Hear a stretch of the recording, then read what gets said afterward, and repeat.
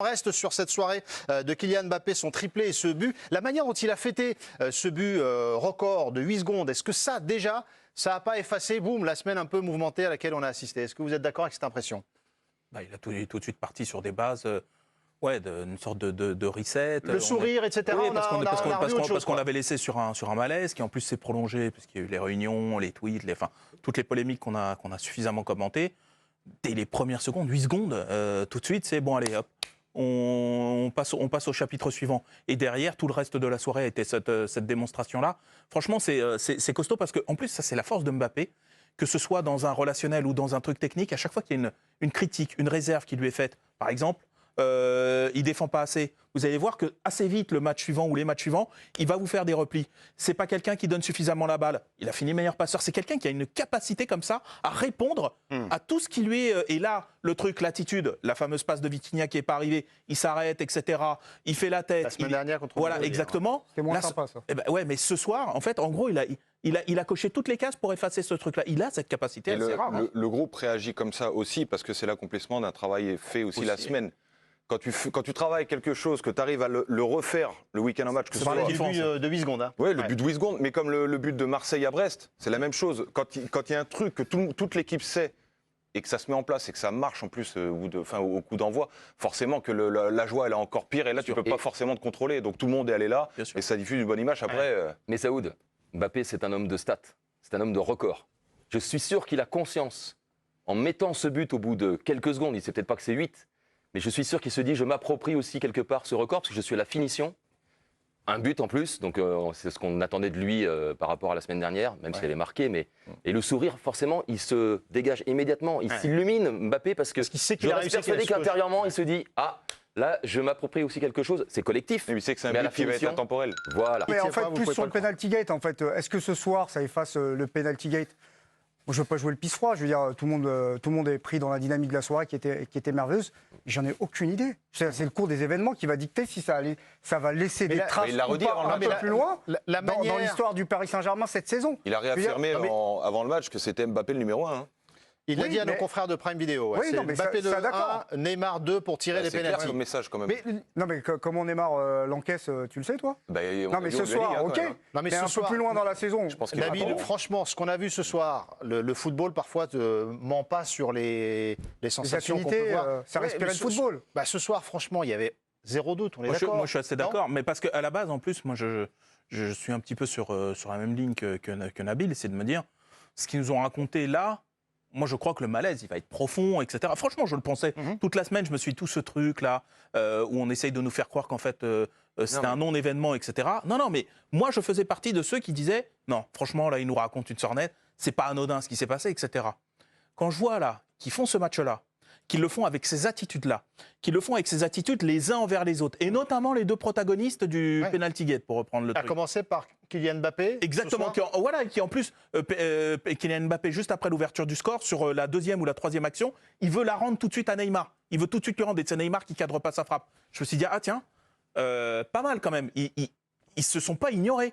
Ils ont joué l'un avec l'autre, comme Giovanni le disait. On n'est pas obligé d'être amis, mais je rappelle toujours que l'Allemagne a été championne du monde. Les mecs se mettaient des mandales à l'entraînement, ils se détestaient, ils ont été champions du monde. Donc ça, tu peux le faire.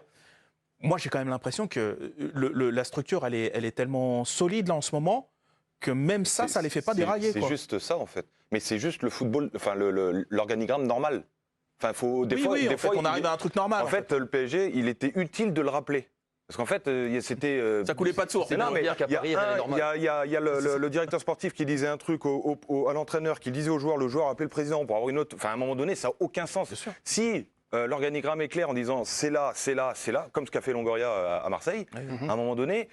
Si le joueur appelle Nasser en lui demandant un truc et qu'il dit écoute, vois avec ça change tout, hein. Bah oui, évidemment que ça change tout. C'est beaucoup plus appuyé et là tu sais que tu peux plus sortir du cadre. C'est une question de structure finalement et de décor planté dès le début de la saison, ça c'est certain. Aujourd'hui, il y a un duo qui est bien en place et qui s'entend merveilleusement bien. Mais il y a aussi une donnée qui est importante, c'est la complicité technique. C'est tout. Alors, je suis d'accord avec toi par rapport à... Pour ceux qui n'auraient pas vu le match, cette complicité, il n'y avait pas un grain de sable, on est d'accord? Ah bah sur la complicité technique, je crois que c'est plus important que tout et ça a été clairement une réponse qui a été apportée par le duo aujourd'hui. Il faut aussi l'encaisser. Christophe Galtier l'a dit ouvertement effectivement au micro de Prime Video, mais il l'a dit également encore une fois durant les séances d'entraînement cette semaine. C'est Kylian Mbappé qui va tirer les pénaltys cette saison. Voilà. C'est comme ça, point barre. Je ne sais pas comment Neymar l'a encaissé, mais quoi qu'il arrive, j'ai pas senti en fait un Neymar qui avait la possibilité, par exemple, d'éviter Mbappé et de faire une passe à Messi. Non.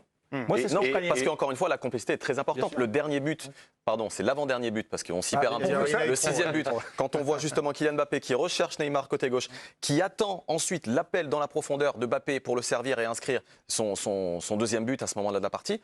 Bah oui, la complicité technique est plus importante que tout. Je crois qu'il est même plus que malin. Bien sûr. Le fait d'avoir les pénaltys désormais, qui était le royaume de Neymar et qui était un royaume légitime en plus, parce que non seulement c'est le numéro 1, mais sans doute le meilleur tireur du monde. Ouais.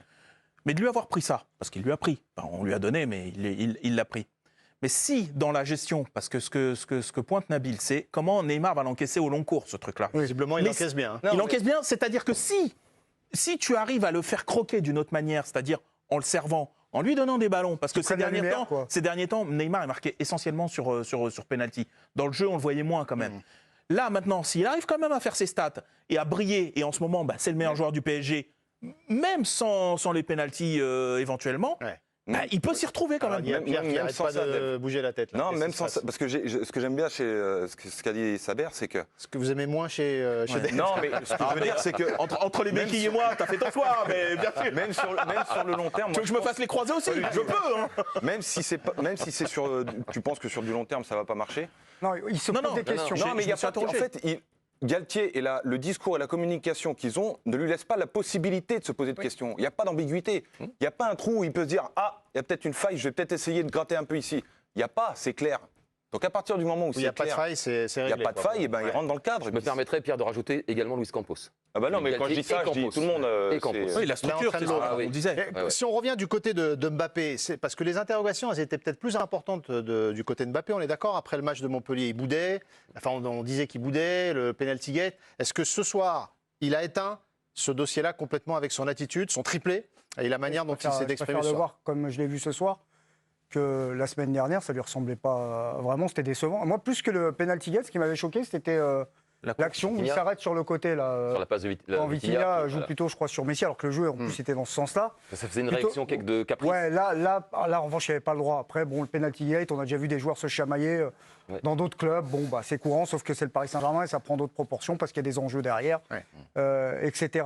Non, ce soir, il a été remarquable. Mais comme souvent, quand on pointe quelque chose chez Mbappé, moi, je trouve qu'il y a une force, ce garçon, sur au moins une remise en question qui est c'est fou. Reprenez depuis le début là, tout ce qu'on dit, parce qu'il est commenté tous les jours, on fait des débats tous les jours. Donc Mbappé, il est commenté quasiment quotidiennement. Ça rejoint ce qu'il avait dit à une émission, t'es pas content, triplé. Voilà, exactement c'est ça. Il a quand même cette faculté, si tu veux, à pas tergiverser.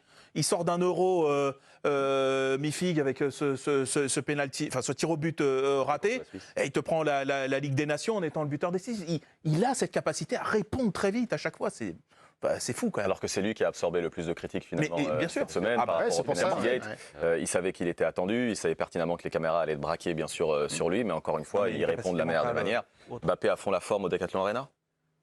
Ah ouais. C'est l'idée. S'il y a un concours, Non, là c'est Nabil qui valide ce genre de. Il n'y a pas de concours, je suis validé ou pas? Je suis comme Mbappé un peu. Vous pouvez au moins valider, quoi. Donnez-lui ça. Il faut que tu partages un peu Nabil, comme Mbappé. C'était une dédicace. Je valide. C'est le maître.